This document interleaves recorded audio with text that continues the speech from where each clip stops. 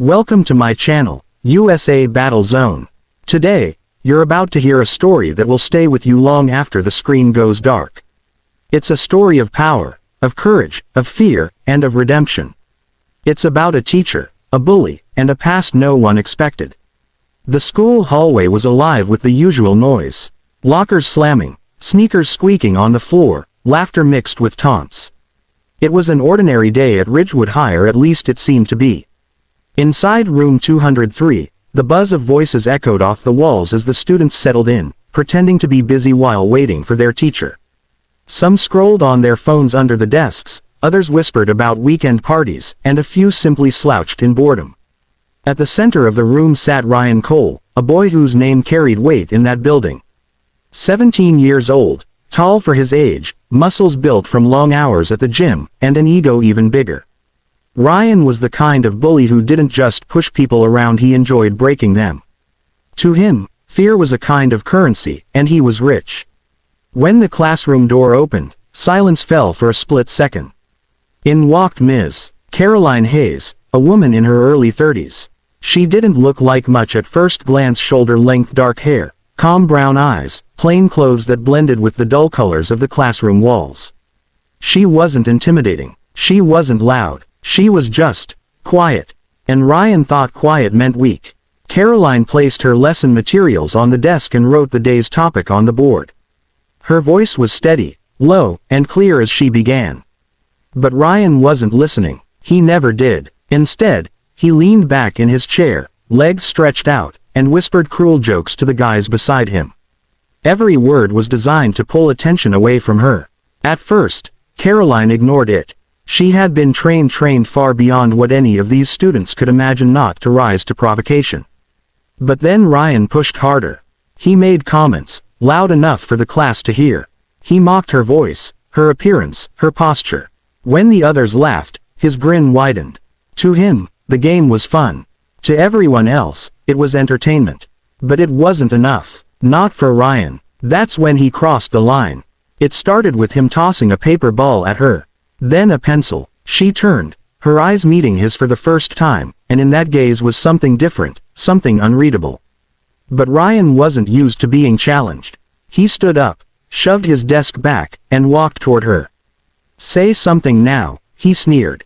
The class fell silent. A tension so sharp it could be cut with a knife filled the air. Ryan stopped in front of her, towering over her, his breath heavy with arrogance. And then he did what no one thought he would ever dare. He reached out, his hand wrapping around her throat. Gasps filled the room. Some students screamed, some froze. Phones came up, recording. Ryan's grip wasn't tight at first. It was more about dominance, about showing that he could. His eyes burned with cruelty, daring her to react, daring her to show fear. And for a brief moment, it seemed like she might. She didn't fight. She didn't cry. She just looked at him, her calm eyes never leaving his. But then something in her changed. Her stance shifted, almost imperceptibly. The room didn't notice, but Ryan did. His grin faltered. What Ryan didn't know, what none of them knew, was that Caroline Hayes wasn't just a teacher. Years before stepping into that classroom, she had served in one of the most elite units of the U.S. military. She had endured brutal training, pain, exhaustion, and fear that would break most people. She had been a Navy SEAL, trained for war, trained for survival, trained for moments exactly like this. And in that instant, the soldier in her woke up. Her hand moved like lightning. She broke his grip with a simple twist, redirecting his force against him. Before Ryan could even process what had happened, he was spun around, his arm locked painfully behind his back, his body forced down toward the desk. The class erupted. Gasps, shouts, the sound of chairs scraping against the floor. Ryan struggled, but it was useless. Caroline had him pinned with the kind of precision and control only years of combat training could teach. She wasn't hurting him yet. She was restraining him, showing everyone, the truth. Her voice, steady and controlled, cut through the chaos. "Sit down." And for the first time in his life, Ryan listened. When she released him, he stumbled back, clutching his arm, his pride shattered. The classroom was silent, the kind of silence that carried weight. Every student's eyes were wide, their phones forgotten in their hands. Ryan sat down, but not because he wanted to, because he was afraid. Caroline stood tall, her eyes scanning the room. She didn't need to shout. She didn't need to threaten. Her presence was enough. The lesson continued, but no one dared interrupt. Not anymore. That night, the video spread. The clip of Ryan grabbing his teacher's throat and the shocking reversal that followed went viral. Millions watched as the bully became the broken. The comments exploded with shock, with praise, with disbelief. Who was this teacher? How did she move like that? The truth slowly surfaced. Her past, her service, her training. She had never boasted about it, never shared it, never used it as a weapon. To her, those days were behind her. She had chosen teaching because she wanted peace, because she wanted to guide, not fight. But fate had forced her hand. The school board held meetings. Parents demanded answers. Some questioned her methods, but most applauded her. They saw the video. They saw the restraint. She hadn't lashed out in anger. She hadn't hurt him. She had simply defended herself with skill and with control. Ryan's reign as the school bully ended that day. His friends stopped following him. His power vanished. Everywhere he went, whispers followed. Not admiration this time, fear, shame, humiliation. And for the first time in his life, Ryan felt small. But the story doesn't end with humiliation. Weeks later, Ryan approached Caroline after class.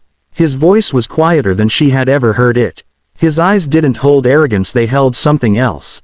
Confusion, pain, maybe even regret. Why didn't you destroy me?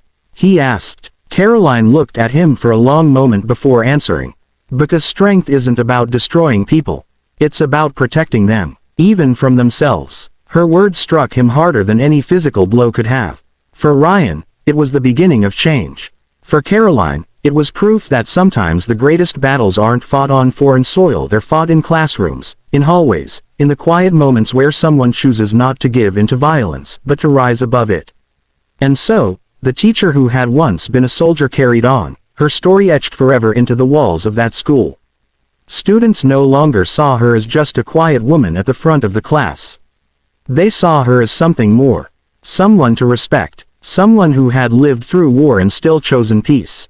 And for Ryan the bully who thought he ruled the world, he learned the hardest lesson of all. That true strength has nothing to do with power over others. True strength is in control, in restraint, in the courage to stand tall without tearing others down. This was more than just a story of a teacher and a bully. It was a story of the battles we don't see, the ones inside us. It was about how even in the darkest moments, discipline, honor, and courage can change the course of someone's life. If this story moved you, if it made you think, if it reminded you of the hidden battles people face every day, don't forget to like, comment, and subscribe. This is USA Battle Zone. And remember, sometimes the greatest warriors are the ones who never tell you they've fought.